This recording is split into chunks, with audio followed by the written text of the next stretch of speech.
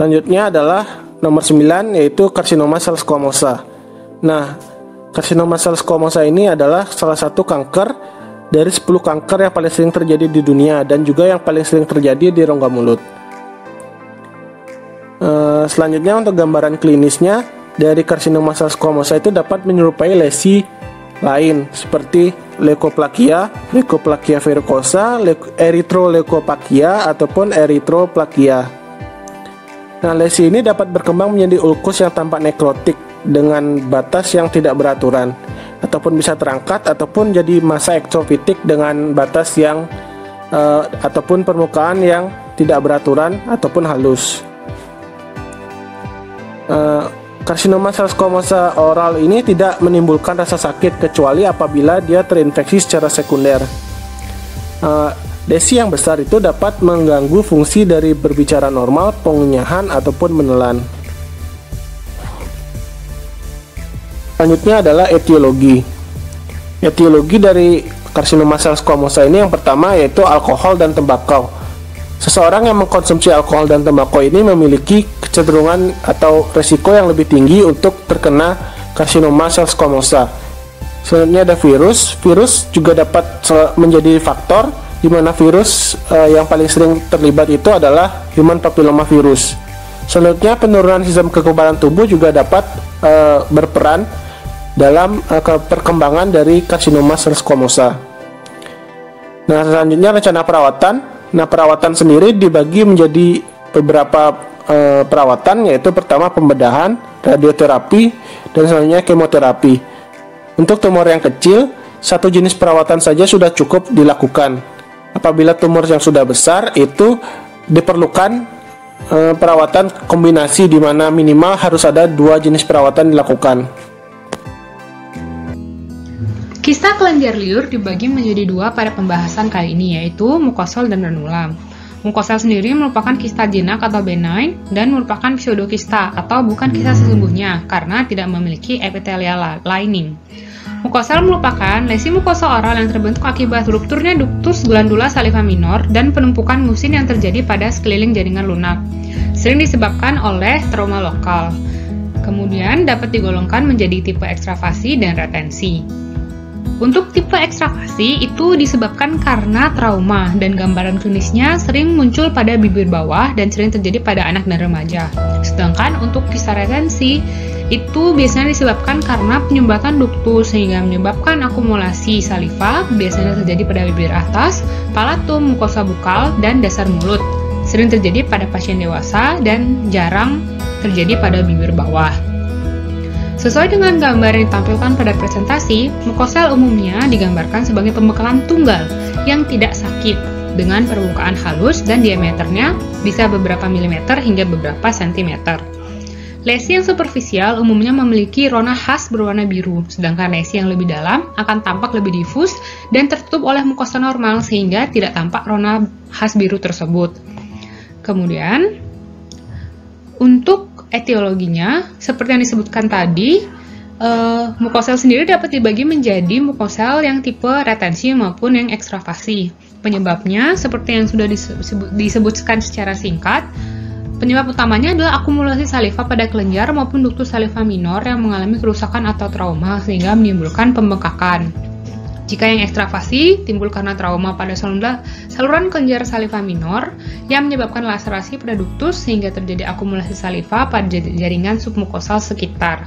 Sedangkan yang retensi terjadi karena penyumbatan ductus kelenjar saliva minor yang disebabkan karena adanya sialolit, periductal scarring maupun tumor. Penyumbatan tersebut menyebabkan akumulasi saliva dan dilatasi ductus sehingga terjadi pembengkakan. Untuk terapi dan rencana perawatan, yang definitif adalah terapi secara konvensional, yaitu pengangkatan lesi beserta dengan ductus yang menjadi penyebab mukosal tersebut. Pengangkatan yang tidak sempurna dapat menyebabkan rekurensi. Alternatif lain yang kurang disarankan itu dapat berupa elektrosurgery, cryosurgery, penggunaan nitrogen cair, laser dan mikromarsupialisasi, serta injeksi kortikosteroid dan skleroterapi. Kemudian dilanjutkan dengan ranula. Ranula sebenarnya sama saja dengan mukosel, tetapi terjadi pada dasar mulut. Ranula lebih sering terjadi pada kelenjar sublingual dibandingkan dua kelenjar salivary mayor lainnya. Hal ini karena sifat dari kelenjar sublingual yang memiliki kemampuan untuk ekskresi saliva secara terus-menerus, sedangkan kelenjar parotid dan kelenjar submandibular hanya melakukan sekresi saliva saat terstimulasi. Hal ini menyebabkan sulitnya dilakukan penutupan ekstravasi melalui mukus, dan fibrosis. Juga dikarenakan oleh bentukan anatomi dari kelenjar sublingual yang menyebabkan lebih rentan terjadi ranula pada kelenjar sublingual. Kemudian, untuk gambaran klinis dapat dilihat pada slide, yaitu pada gambar yang di bawah. Gambaran klinisnya mirip dengan mukosel. Umumnya memiliki gambaran berupa massa yang fluktuatif, tidak sakit, tumbuh secara lambat, dan terletak pada dasar rongga mulut. Umumnya, lesi muncul pada satu sisi dari frenulum lingualis. Namun, jika lesi melebar ke dalam jaringan lunak, maka dapat timbul melewati midline. Serupa dengan mukosel, ranula superficial akan memiliki rona yang biru yang khas. Namun, jika lesi dalam, maka rona biru tersebut tidak tampak. Ukuran lesi bervariasi. Lesi yang besar dapat menyebabkan deviasi lidah. Pada kasus di mana ekstravasi mukus dari kelenjar sublingual yang melewati batas posterior dari musculus milohyoid dapat timbul pembekakan yang melibatkan segitiga submandibular atau ruang servikal lain. Kemudian untuk etiologinya sendiri itu utamanya terjadi karena ada trauma pada ductus rivinus atau terjadi aneurisma ductus yang menyebabkan ekstravasi saliva. Kemudian, untuk rencana perawatan dan terapi definitifnya adalah dengan mengangkat lesi tersebut beserta dengan kelenjar sublingual yang menjadi penyebab untuk mencegah terjadinya rekurensi. Dilakukan adenektomi kelenjar sublingual dikombinasikan dengan eksisi intraoral dan juga insisi servikal serta drainase pada kondisi-kondisi tertentu. Kondiloma merupakan penyakit menular seksual atau sexually transmitted disease atau STD yang disebabkan oleh human papillomavirus atau HPV, terutama HPV tipe 6 dan tipe 8. Namun juga dapat terjadi koinfeksi dengan HPV tipe lain, misalnya HPV tipe 16 dan 18 yang bersifat onkogenik. Kondisi ini akan menyebabkan proliferasi sel epitel squamous, biasanya terjadi pada mukosa dan kulit genital, namun gambaran oral juga dapat terjadi. Kondiloma adalah penyakit yang cukup sering terjadi dengan estimasi insidensi global sebanyak 160-289 kasus per 100.000 populasi. Predileksi utama pada remaja dan dewasa muda. Pada anak-anak dapat merupakan indikasi kekerasan seksual. Infeksi perinatal juga dapat terjadi. Untuk gambaran klinis sesuai yang ditampilkan pada slide, manifestasi kondiloma pada rongga mulut umumnya timbul pada mukosa labial, frenulum lingual, dan palatum mole.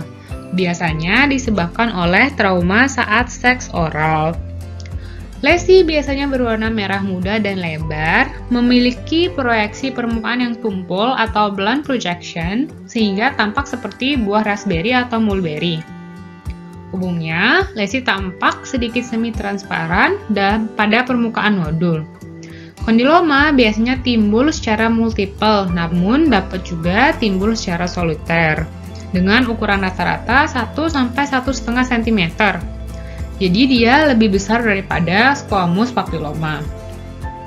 Bahkan, pada lesi kondiloma yang besar, yaitu sekitar 3 cm, biasanya elevasi permukaan hanya beberapa milimeter.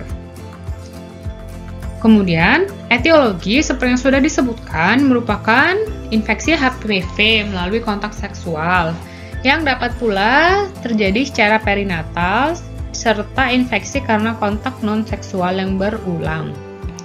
Rencana perawatan dan terapi yaitu dilakukan eksisi konservatif. Perawatan alternatif dapat berupa krioterapi atau ablasi laser, namun terdapat potensi resiko infeksi. Lesi genital eksternal umumnya dirawat dengan aplikasi agen topikal seperti podopilotoksin dan lain-lain. Di Amerika Serikat, Vaksinasi rutin HPV direkomendasikan untuk anak-anak usia 11 hingga 12 tahun untuk proteksi terhadap HPV dengan tipe yang diasosiasikan terhadap kanker serviks, anal, dan orofaring. Linear gingiva erythema atau disebut LGE adalah salah satu lesi dalam rongga mulut yang sering terdapat pada penderita HIV atau AIDS. Lesi ini biasanya akan terjadi penurunan CD4 dan peningkatan jumlah virus. Lesi ini juga dapat dijadikan sebagai indikasi seseorang terjangkit HIV. Perbedaan LGE dengan penyakit periodontal lainnya adalah meskipun sudah dilakukan perawatan periodontal seperti scaling dan root planing, penyakit ini akan terus muncul lagi atau rekuren. Gambaran klinisnya berupa band linear erythematus lebarnya 1-3 mm berbatas jelas pada free gingival margin, jarang muncul gejala dan pada saat probing menimbulkan pendarahan, dan LGE ini tidak disebabkan oleh plak dan bisa muncul pada pasien dengan oral hygiene yang baik. Etiologinya disebabkan oleh penurunan sistem imun. Rencana perawatannya menjaga oral hygiene, scaling, root planing, irigasi subgingiva dengan chlorhexidine, evaluasi kandidiasis jika terjadi persistensi, dan rujuk. Selanjutnya adalah oral hairy leukoplakia atau yang biasa disingkat dengan OHL. Adalah sebuah lesi rekuren yang biasanya terdapat pada pasien yang terinfeksi virus HIV atau HIV. Gambaran klinisnya yaitu unilateral atau bilateral, pola berwarna putih atau abu-abu pada margin lidah, bagian lateral, dorsum, dan ventral lidah. Bentuknya tidak beraturan atau irregular, menonjol, asimptomatik, dan menimbulkan rasa sakit atau rasa terbakar. Lalu untuk etiologinya adalah virus HIV atau HIV, dan juga untuk rencana perawatannya bisa diberikan topikal retinoid, topikal podofilin, pembedahan eksisi dan siroterapi, anti jamur, atau juga bisa digunakan atau diberikan antivirus. Selanjutnya adalah oral melanoma. Melanoma adalah tumor ganas yang berasal dari melanosit dan biasanya terjadi di kulit. Namun untuk gambaran klinisnya yang ada di dalam rongga mulut, biasanya terjadi di palatum durum atau tulang alveolus ram atas. Biasanya berwarna hitam, coklat, putih, abu-abu, ungu, atau kemerahan. Lesinya berbentuk tidak jelas atau tidak beraturan, tidak berbatas jelas, dan juga multiple atau lebih dari satu. Lalu terdapat 3 bagian, yaitu bagian nodular, bagian yang datar, dan bagian yang berwarna coklat tua, dan juga yang berwarna coklat muda. Lalu untuk etiologi dari penyakit ini belum bisa dipastikan. Untuk rencana perawatannya bisa dilakukan pembedahan, radiasi, atau kemoterapi. Yang berikutnya adalah papiloma. Papiloma adalah tumor epitel jinak berbatas tegas dan timbul ke permukaan jaringan sekitarnya. Gambaran klinis yang ada di dalam rongga mulut adalah permukaan kasar seperti kembang kol atau kutil, berbatas jelas, lesi berwarna putih atau merah muda tergantung lokasi lesi, dan juga menimbulkan rasa sakit. Untuk etiologinya adalah infeksi dari human papillomavirus tipe 6 dan tipe 11. Lalu untuk rencana perawatannya bisa dilakukan pembedahan atau insisi. Pemphigoid adalah penyakit autoimun di mana manifestasi dapat ditemukan pada gingiva dan berbagai bagian rongga mulut lainnya. Lesi pada mukosa ini akan menjadi lebih tebal dan bertahan selama 24-48 jam sebelum pecah dan desquamasi.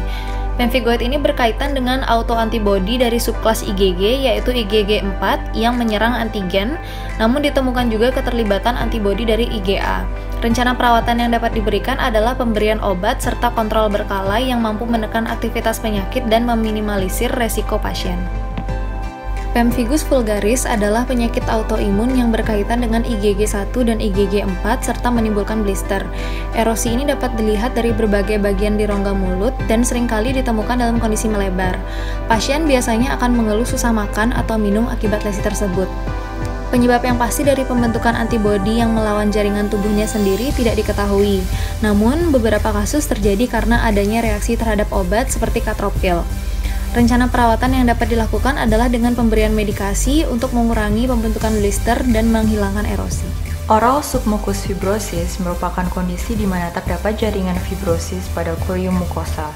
Kemudian, pada gambaran klinisnya biasa ditemukan pada mukosa bukal dan area retromolar, pada palatal lunak, palatal fauces, uvula, lidah, mukosa labial, dan kadang-kadang melibatkan dasar mulut dan gingiva. Secara klinis terbagi menjadi 3 tahapan, dan gambaran klinis yang ditemukan bervariasi pada setiap tahapannya. Gejala awal yang paling umum adalah sensasi terbakar, mulut kering, mukosa oral memucat, dan ulcerasi. Sensasi terbakar biasanya terjadi saat mengunyah makanan berbumbu. Pada mukosa juga dapat terjadi pigmentasi melatonik dan petechi pada mukosa. Pada tahap lanjut, gambaran pentingnya adalah fibrosis band vertical dan circular yang menyebabkan kesulitan membuka mulut dan mengunyah, berbicara, menelan, dan memelihara oral hygiene. Etiologinya belum diketahui secara pasti, tetapi penelitian terbaru menunjukkan bahwa kerentangan genetik dan respon fibroblasis terhadap kebiasaan mengunyah pinang dapat menjadi faktor pemicu terjadinya hal tersebut. Faktor lain yang dapat menjadi faktor predisposisi adalah cabai, tembakau, lemon, defisiensi nutrisi, metabolisme zat besi yang tidak efektif, infeksi bakteri, gangguan kolagen, gangguan imunologis, dan perubahan komposisi saliva. Sarkoma Kaposi merupakan kanker yang berkembang dari sel-sel yang melapisi kelenjar getah bening atau pembuluh darah. Sarkoma Kaposi ini juga seringkali muncul sebagai tumor pada permukaan mukosa seperti di dalam mulut. Penyakit ini juga lebih sering mengenai pada pria.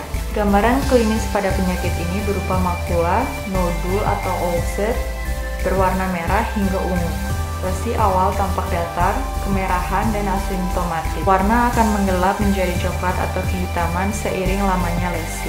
Ketika lesi berkembang, lesi dapat mengganggu fungsi normal rongga mulut dan menimbulkan gejala sekunder akibat trauma atau infeksi. Lesi Sarkoma Kaposi biasanya muncul pada palatal, gingiva, lidah, orofaring, atau kulit. Tampilan pada area ekstraoral seperti pada kulit, gastrointestinal, dan saluran pernafasan merupakan hasil dari perluasan penyakit. Pada etiologinya, penelitian epidemiologi menunjukkan bahwa penularan seksual menjadi faktor yang bertanggung jawab terhadap Sarkoma Kaposi ini.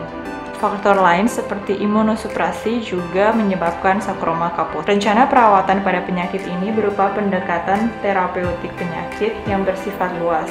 Pemilihannya tergantung pada variasi dan penyebaran itu sendiri. Diperlukan pemeriksaan seluruh guna mendapatkan status penyakit dan pemeriksaan tambahan yang didasarkan pada gejala dan temuan klinis. Pengobatannya juga berfokus pada kontrol pertumbuhan penyakit dan pendarahan, meredakan nyeri, dan mengatasi kehilangan gigi, gangguan fungsi, kesulitan dalam memakai prostesis, dan cacat kosmetik. Pengobatan yang cukup efektif diantaranya adalah radioterapi, krioterapi, oral etoposide, inka-alkaloid dengan injeksi intralesional atau secara sistemik. Pada pasien yang terinfeksi HIV digunakan terapi antiretroviral atau ART. Baik, kita lanjut untuk penyakit sifilis. Sifilis merupakan suatu penyakit kronis dan bersifat sistemik yang disebabkan oleh Treponema pallidum. Untuk penularan sifilis ini dapat melalui hubungan seksual, dapat juga terjadi secara vertikal dari ibu kepada janin dalam kandungan atau saat kelahiran, melalui produk darah atau transfer jaringan yang telah terkontaminasi, kadang-kadang juga dapat ditularkan melalui alat kesehatan. Untuk gambaran klinis, berikut adalah gambaran klinis dari sifilis stadium primer, di mana biasanya tunggal tanpa rasa nyeri, ulcus ruberi, di mana didapatkan pemeriksaan dark field, DFA, PCR, positif atau dengan gejala klinis sifilis. Untuk etiologi dari sifilis ini adalah bakteri dari famili Spirocataceae, Odospirocatales, dan genus Treponema spesies Treponema pallidum. Berikut adalah kriteria diagnostik dari masing-masing stadium sifilis dan data kemungkinan terpaparnya.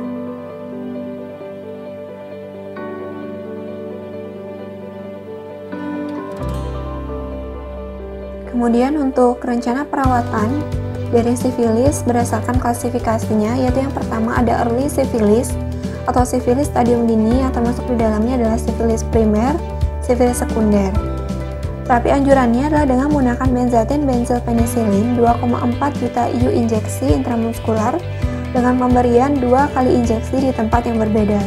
Kemudian untuk alternatif terapinya yaitu dengan menggunakan prokain benzilpenisilin 1,2 juta IU injeksi intramuskular setiap hari selama 10 hari berturut-turut.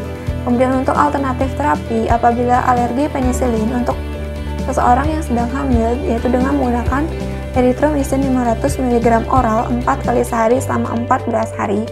Kemudian untuk yang tidak hamil dapat menggunakan doxycycline 100 mg 2 kali sehari atau tetracycline 500 mg oral 4 kali sehari selama 14 hari. Untuk klasifikasi late latent syphilis atau sifilis stadium lanjut, terapi anjurannya sama dengan menggunakan benzatin benzilpenisilin 2,4 juta IU dengan total pemberian yaitu adalah 7,2 juta IU injeksi intramuskular sekali seminggu selama 3 minggu berturut-turut di hari yang pertama, kemudian di hari yang ke-8 dan ke-15. Kemudian untuk alternatif terapinya sama dengan early syphilis, yang berbeda hanya diinjeksikan setiap hari selama 20 hari secara berturut-turut. Kemudian untuk alternatif terapi pada alergi penisilin yaitu sama, yang hamil menggunakan erythromycin 500 mg 4 kali sehari selama 30 hari, dan untuk yang tidak hamil dengan menggunakan obat yang sama yaitu selama 30 hari atau selama 21 hari sampai 28 hari. Untuk klasifikasi neurosifilis, terapi anjurannya dengan menggunakan aqueous benzilpenisilin 18-24 juta IU injeksi intravena, pemberian dengan 3-4 juta IU setiap 4 jam selama 14 hari. Kemudian untuk alternatif terapinya yaitu dengan menggunakan prokain benzilpenisilin 1,2-2,4 juta IU injeksi intramuskular setiap hari, dan probenecid 500 mg oral 4 kali sehari selama 10-14 hari, atau dengan menggunakan ceftriaxone 1-2 gram intravena setiap hari selama 10-14 hari apabila tidak terdapat penisilin. Kemudian alternatif terapi untuk orang yang alergi penisilin dan tidak hamil yaitu dengan menggunakan doxycycline 200 mg oral 2 kali sehari selama 30 hari atau tetracycline 500 mg oral 4 kali sehari selama 30 hari. Kemudian untuk klasifikasi sifilis congenital, terapi anjurannya untuk usia kurang dari 2 tahun dan infan dengan abnormal CSF dengan aqueous benzilpenisilin 100.000 sampai 150.000 juta IU per kilogram per hari, injeksi intravenous setiap 12 jam selama 7 hari awal kehidupan dan setelah itu 8 jam totalnya selama 10 hari, atau prokain benzilpenisilin 50.000 juta IU per kilogram injeksi intramuskular dosis tunggal selama 10 hari. Untuk terapi alternatifnya, untuk usia lebih dari 20 adalah aqueous benzilpenisilin 200.000 sampai 300.000 juta IU per kilogram per hari, injeksi intramuskular dengan pemberian 50.000 juta IU per kilogram per dosis setiap 4-6 jam selama 10-14 hari. Kemudian untuk alternatif terapi pada alergi penisilin yaitu dengan menggunakan erythromycin 7,5 sampai 12,5 mg per kilogram oral 4 kali sehari selama 30 hari pada bayi di awal bulan kehidupan. Baik, kita lanjut untuk lesi oral dan pertimbangan tata laksana dental terkait kondisi dan penyakit sistemik. Yang pertama adalah lesi oral dengan kelainan endokrin. Penyakit sistemik berupa diabetes mellitus umumnya memiliki manifestasi pada rongga mulut berupa oral lichen planus. Oral lichen planus memiliki beberapa bentuk manifestasi klinis yang mengakibatkan pasien merasa tidak nyaman dengan rongga mulutnya. Beberapa bentuk manifestasi klinis dari oral lichen planus yaitu retikular, papula, bentuk plak, atrofik, erosif, dan bula. Lesi-lesi ini biasanya terjadi bilateral pada mukosa bukal, mucobukal fold, gingiva, lidah, dan bibir.